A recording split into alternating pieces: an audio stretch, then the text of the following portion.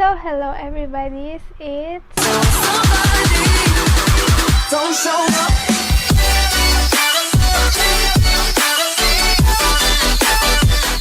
Landa.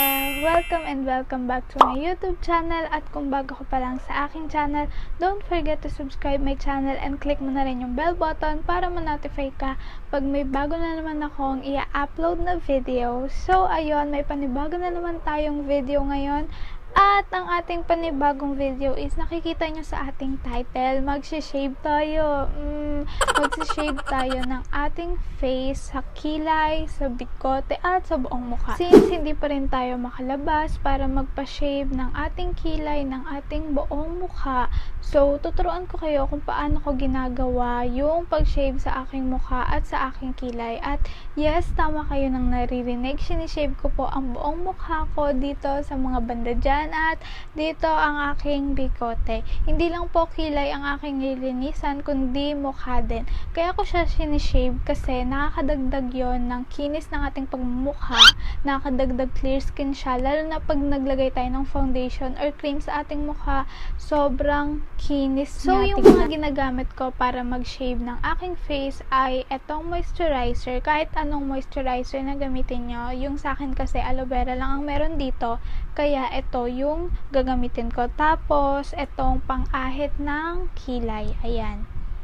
Ito lang yung gagamitin natin. Itong moisturizer na to, kaya tayo gagamit para hindi tayo masaktan sa pagtanggal ng ating buhok sa ating buong mukha, 'di ba? Para moisturize pa rin siya habang nagsishave tayo at hindi siya mag-dry. So, unahin muna natin ang ating kilay na sobrang kalat niya na at ang dami niya ng buhok. Hindi kasi tayo makapagpunta sa labor para paayusin yan, 'di ba? Dahil wala rin tayong budget para dyan. So, lalagyan ko na siya ng moisturizer para matanggal na natin. Yung paglagay ng moisturizer, dito lang sa may bandang, tatanggalan mo siya ng buhok. Ayan, dyan sa baba. Sobrang konti lang ng moisturizer na kakailanganin. Hindi naman kailangan sobrang dami. Ayan. Tapos sa taas, lagyan mo na rin siya. Nakadepende sa'yo kung anong shape, kung paano mo siya aahitin. Ako sinusundan ko lang yung sa shape ng aking kilay.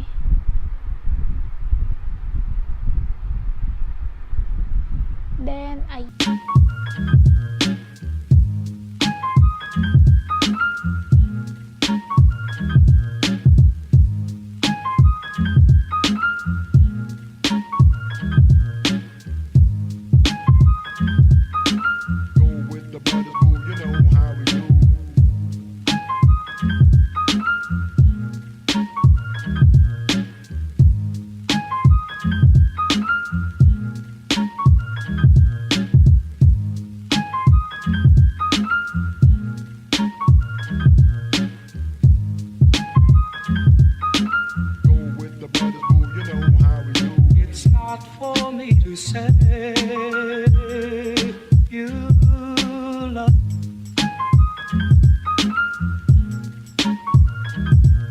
it's not for me to say you love. Go with the brothers, boo, you know how we do. It's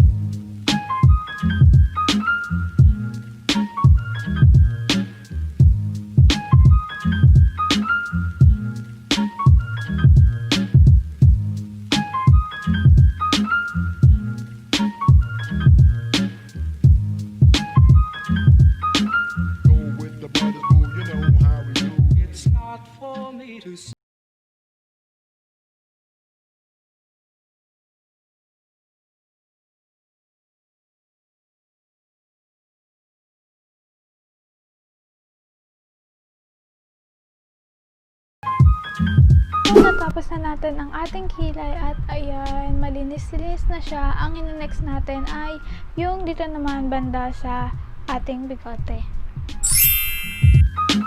go with the brothers, boo, you know how we do.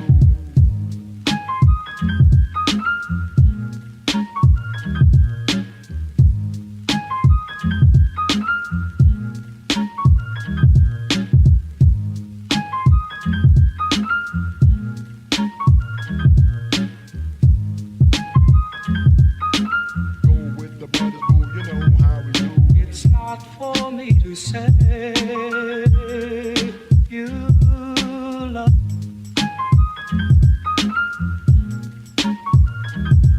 It's not for me to say you love. Go with the brothers, boo, you know how we do. It's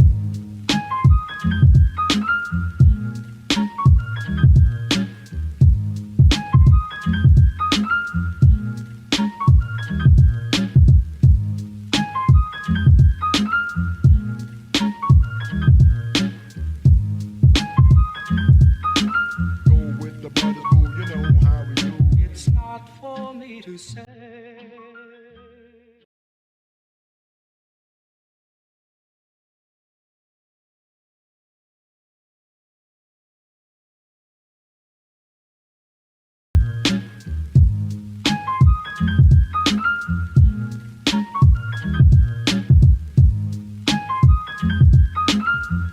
So, ayun, ito na ang ating finished product, no? Ito na ang resulta ng ating pag-shave ng ating buong mukha. Yung kilay ko, nalinis-linisan na siya ng maayos at nawalan na ako ng bigote. Kahit dito sa bandang cheeks ko, ayan, wala na rin siyang buhok-buhok dyan. Ganun lang kasimple at ganun lang kadali. Kung wala kang budget, pang labor, diba? Tapos hindi ka pa makalabas sa panahon ngayon, pwede mo tong gawin dyan sa inyo, sa bahay nyo. At syempre, hindi siya mahapde dahil may moisturizer ka na gamit. So, dahan-dahan lang sa pag-shave ng ating face at baka masugatan ng ating mukha. Mahihiwa yan, sis. Kaya dapat dahan-dahanin mo lang yung pag-shave mo sa kilay mo or sa buong mukha mo. So, hanggang dito na lang po ang ating panibagong video at huwag mong kalimutan mag-like at i-share to sa mga friends mo. So, see you on my next one. Bye-bye!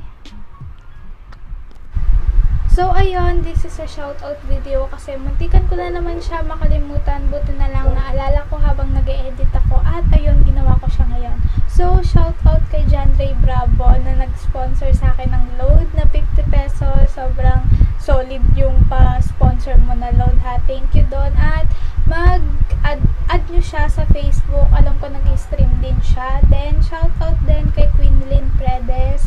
Shoutout kay Christine Aranes at Julia Christine. So, thank you sa pagsuporta ng aking mga vlogs at sana kasama ko pa din kayo hanggang sa dumami tayo. So, ayun lang. Bye-bye!